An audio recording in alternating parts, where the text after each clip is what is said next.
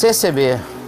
CCB volta sempre, né? CCB é um negócio muito doido. Impressionante a nossa amiga impressionante. CCB. A CCB é um negócio impressionante. CCB vai, mais volta. CCB. É. Vamos? Vamos. Ô, Caio, me ajude.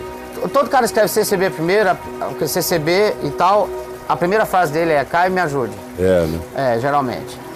Aí o nome da pessoa é CCB e a energia da oração.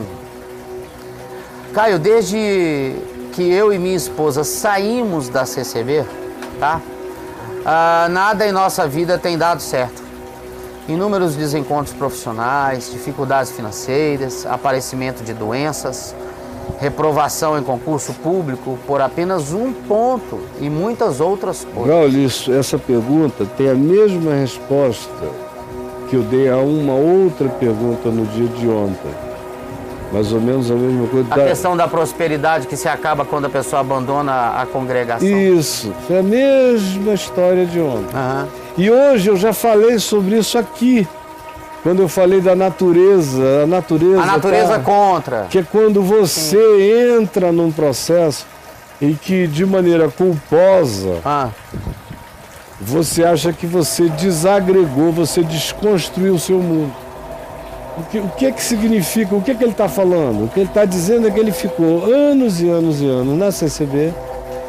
Aquilo se cristalizou à volta dele, é uma estrutura, como se fosse uma casa invisível, uma arquitetura invisível, de natureza comportamental, moral, psicológica, ritual. Ocupou dias e dias, horas e horas da vida dele.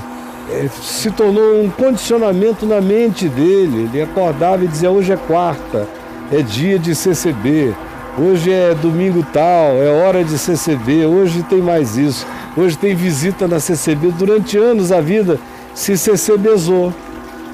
Ele casou na CCB, ele criou os filhos com as doutrinas da CCB, ele fez tudo CCBzado.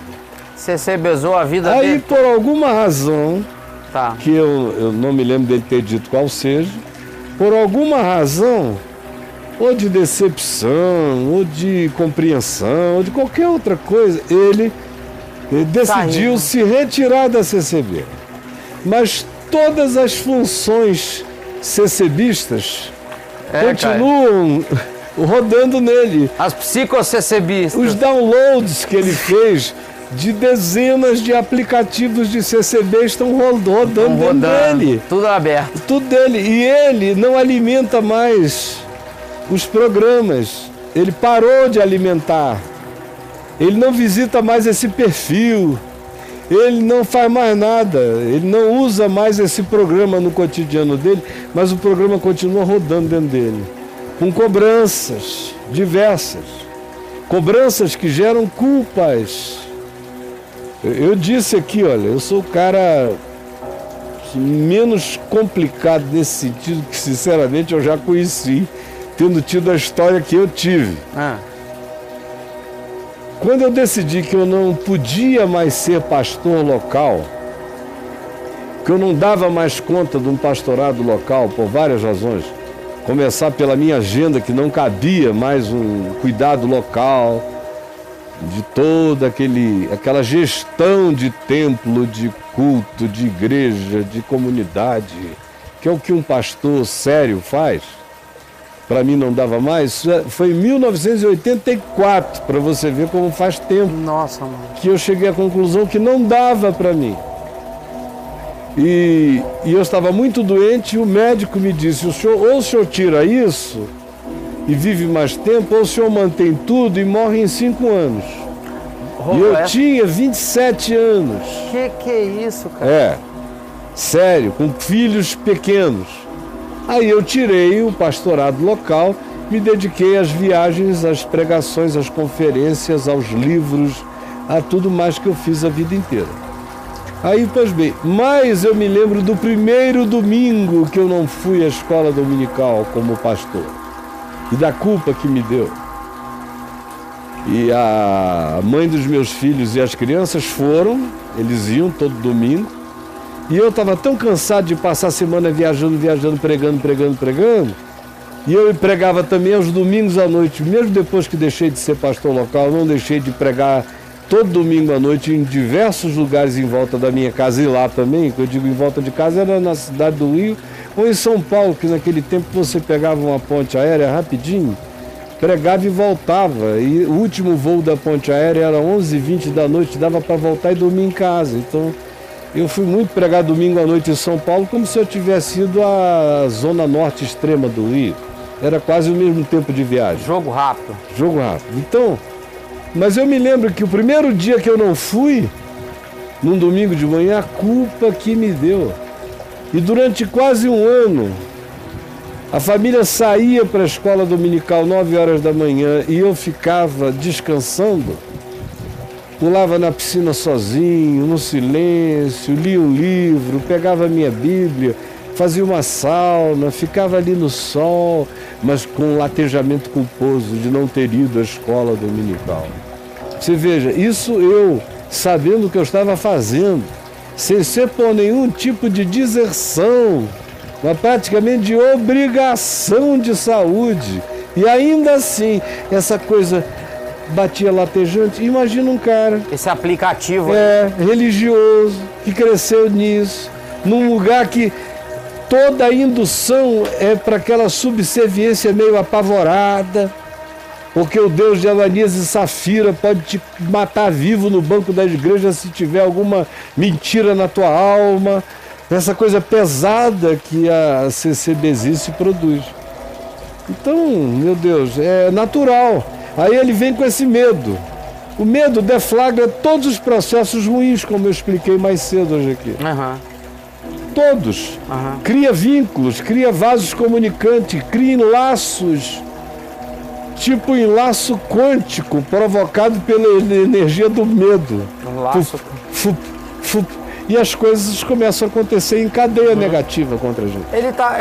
Esse texto dele é alusivo realmente àquela pergunta que você fez. Então, aquilo ali foi a resposta. Como é que a gente quebra isso? Tomando consciência disso.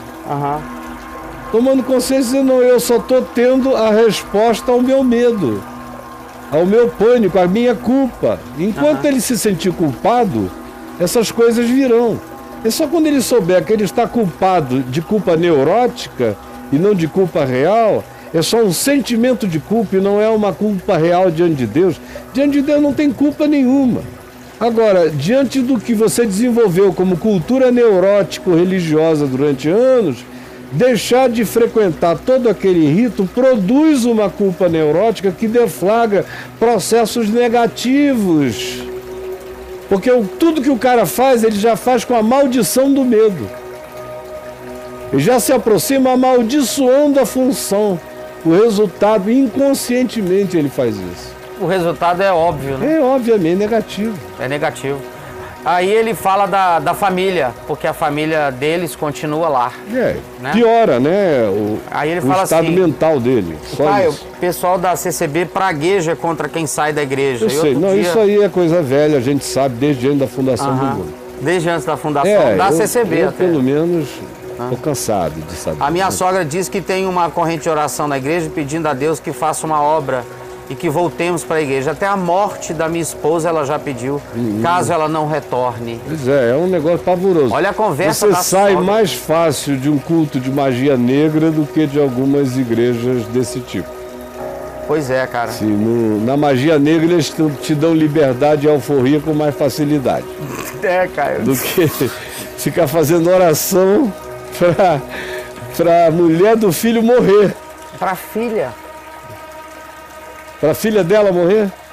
Ou volta para a igreja ou morre. Você já ouviu essa história? A mãe pediu. Eu prefiro que os meus filhos morram num acidente de carro do que algum deles seja homossexual. Você não ouviu nessa campanha? Sim. Um candidato que diz isso? Olha isso, cara. É o espírito do fanatismo. Produz as seitas. Pelo amor. Produz a consciência de seita ou a inconsciência das seitas. Pois então, aí resumindo rapidamente, ele fala assim, a gente nem passa mais perto da igreja lá, da seita, que eles chamam de seita, mas a convivência com os familiares da minha esposa está fazendo mal pra gente.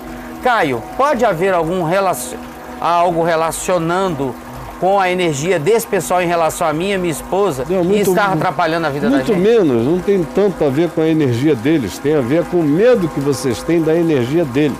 Isso, como que eles se relacionam, né? É o medo de vocês, é o medo da gente que deflagra isso.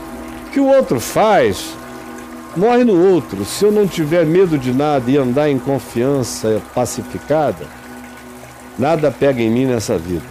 Como diz Paulo, né? Se você crê que nada separa você do amor de Deus por você, que está em Cristo Jesus, nem nada, nem anjo, nem demônio, nem principado, nem potestade, nem coisas dessa vida, nem de outra, nem qualquer outra criatura, nem dimensão de natureza alguma, ninguém separa você do amor de Deus que está em Cristo Jesus. Agora, quando você anda com medo, filho, o medo abre a porta para tudo de ruim acontecer na vida da gente.